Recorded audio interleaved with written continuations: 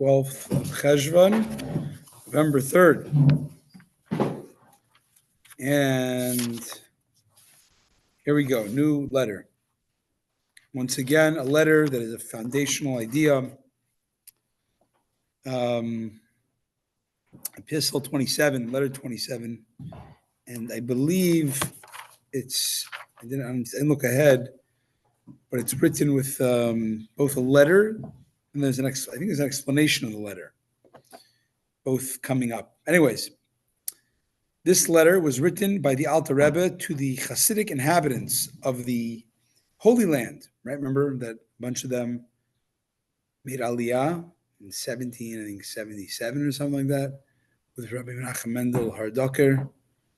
And Alter Rebbe actually was one of the administrators of the fund to support that Hasidic Aliyah.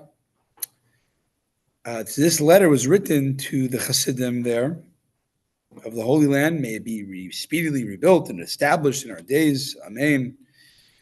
To console them with a redoubled support over the passing of the celebrated Rabbi and Gaon, scholar, holy man of God, lamp of Israel, pillar of the right hand, mighty hammer, our mentor, Rabbi Menachem Mendel of Haradok. This was the rabbi who was the Rebbe who led the Hasidic Aliyah, and he had passed away. But was this the Lubavitcher Rebbe of the time? No, there wasn't. There was no Lubavitch. I mean, there was no. This is Lubavitch only started with the Alter Rebbe's son, the town. So this is the Alter Rebbe. So this is the Alter Rebbe's, his Rebbe for a certain period of time. Mm-hmm. His main Rebbe was Rabbi Dovber of Mezrich. But when he passed away, there was an interim time where, I don't know how long it was, because ultimately this other mentor, Rabbi Menachem Mendel of Haradok, moved to the land of Israel. And he passed away probably not too much long after. Anyways, so here goes the letter. The Alter Rebbe writes to this bereaved community: my beloved, my brethren and friends who are as dear and so forth to me as my soul, may the name of God be upon you and may you live forever. That's a nice blessing. Okay. And your children with you, the seed of truth, may be blessed by God forevermore. Having first duly inquired about the welfare of those who love God's name, meaning after the formalities of me, hoping you're well, hope you're well, right? We write that in our modern terms. Yeah. I have come to speak to the heart of the smitten, who are sighing and groaning over the passing of Mendel. I don't have E there. And to console you with redoubled support. With what? So what could console them? What could you do when there's this devastating loss of leadership? Excuse me. What could you do? Such a loss. So he said, I'm going to console you with a teaching that my ear has heard from others and with what I've understood myself, I guess through his own brilliant studies, regarding the idiom used by our sages to signify the passing of a tzaddik. The idiom is, the tzaddik has left life for all the living.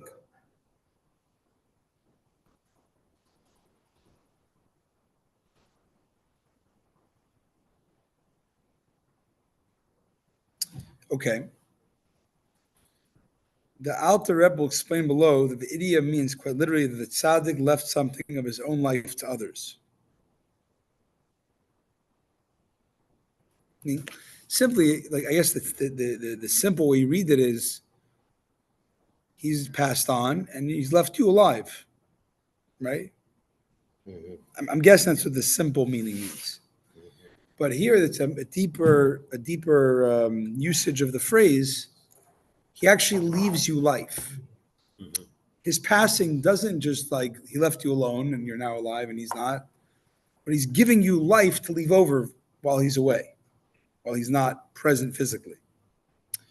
And now he's going to explain how this idiom, yes, thank you, that he's translating in a different way, how the tzaddik literally leaves life to you. Because, let's go. He's going to prove it. A tzaddik lives by his faith. Tzaddik be'emunasa yichya. It's a verse from Habakkuk. And tzaddik lives by his faith, right? Righteous man lives by faith. And ubiyiras Hashem l'chaim. And he also, in Proverbs, a tzaddik lives by the awe of God, yiras Hashem, the awe of God, which leads to a good life, a true life. Amen. And by the flashing and fiery sparks of his love. Wow. By the flashing and fiery sparks of his love. For God, that's even greater than life. So he lives by faith, by yira and love, and passionate love. And investing in them, in his faith and awe and love, the life of his ruach, and moreover of his neshama throughout his life. Which I think would mean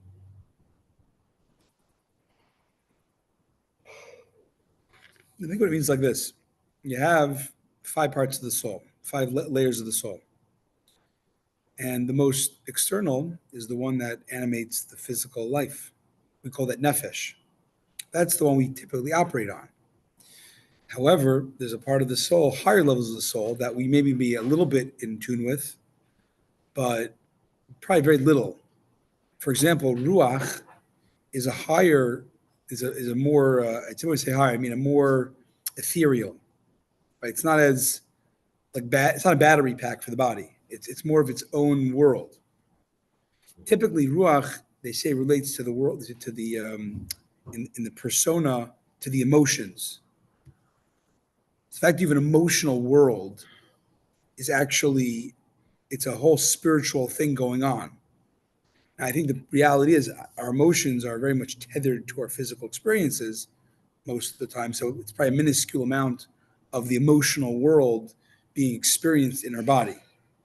That's my guess. And neshama typically neshama is what do you call it? Is the world of the intellect of the soul.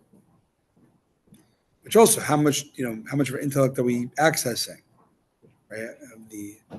So anyways, the tzaddik, what I'm saying is the tzaddik is able to literally live on those higher levels in a very down-to-earth way.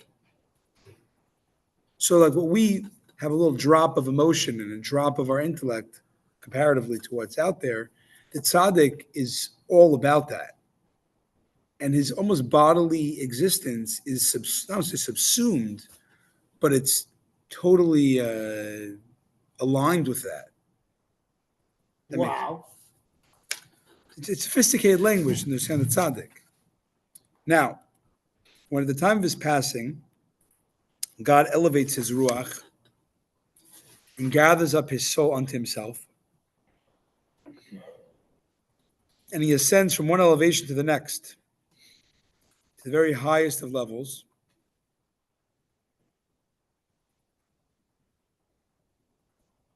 He then leaves over the life of his ruach.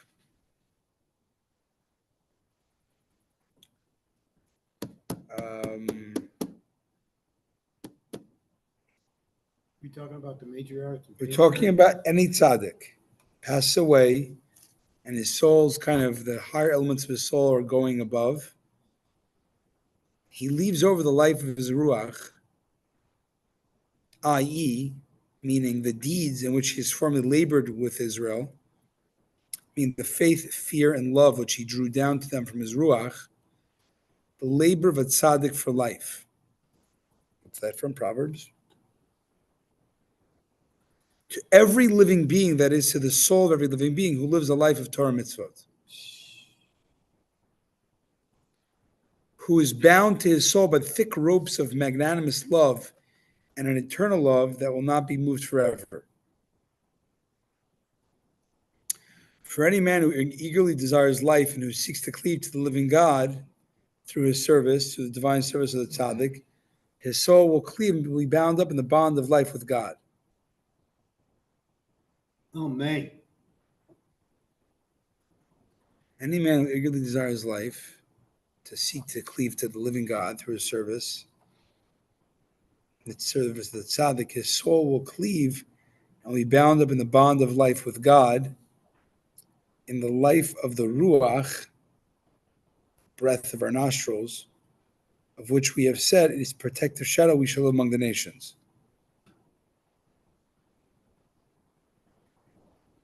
This alludes, it says, the shadow is actually, it's referring to an unspoken reference,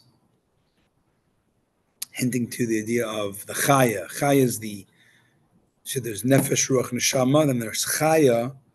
It's the name of the soul, means what I call the sixth sense of the soul, the transcendent part of the soul. Part of the soul that's not tapered to the bodily experience. It stays outside, much more aware. It's not as limited by the bodily experience. So the tzaddik has that, and his chaya, he even gives that to his flock.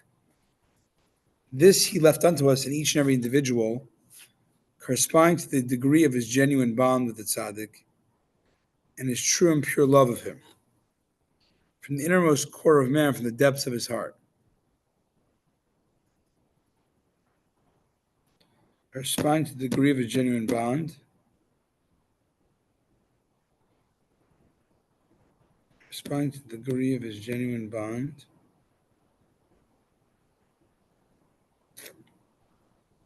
the follower, the chassid's bond and his true and pure love for him, the innermost core of man, from the depths of his heart.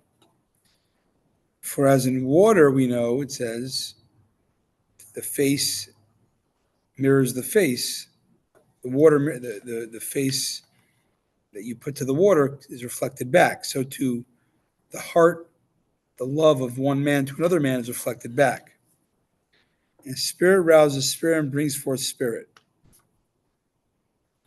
For his ruach remains truly in our midst, within those of us who are bound to him.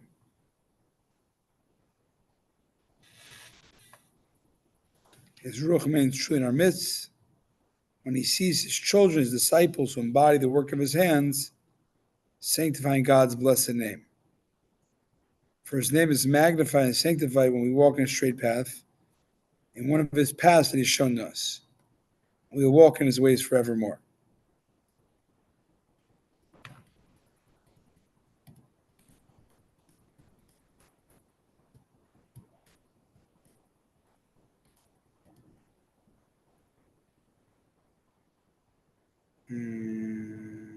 Yeah. Okay.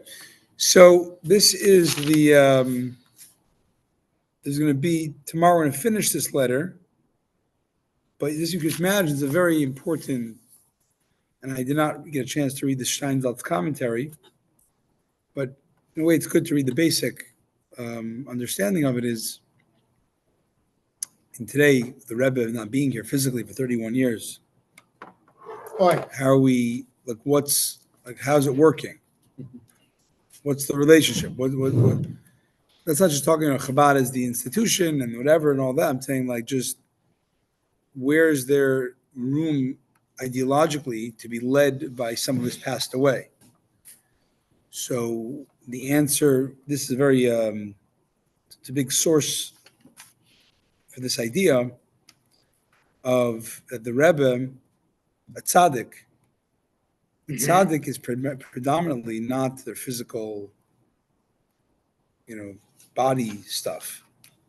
A tzaddik is a human being who can live levels of the soul that are typically obscured to the average person. Wow. They bring in the ruach, they bring in the neshama. We even said there's a hint to that. They even bring in the chaya, the They live on a transcendent level in a physical body. And it's not like some voodoo. It's just that which is typically closed off to us. They, through their refinement and whatnot, are able to live on that level. Besides, they have a special soul. Let's say, I'm saying, you can have a special soul and still be not access to it. They have a special soul, and they have a kind of refinement of self that can shine through. When they pass away, this is a fascinating thing, that accomplishment of their lifetime being a looking glass or a portal for the higher levels of the soul, they leave that ability here. And the more we're connected to that tzaddik, it's almost like you get these boosters to be inspired by his emotion. His emotion is, who can imagine a tzaddik's emotion for God? Love and awe, right? Who can imagine a tzaddik's very real faith, even in the darkest of times? Like, it's not fathomable to the average person. But they leave that ability for the taking, for all of us. How do we take it? So it says here, the more you're appreciative and have feelings for that tzaddik, I guess it could be appreciation being one of them, and respect being another one, and love as another. The more you have of those bonds, you're going to access more of their soul animation, which is a pretty fascinating idea.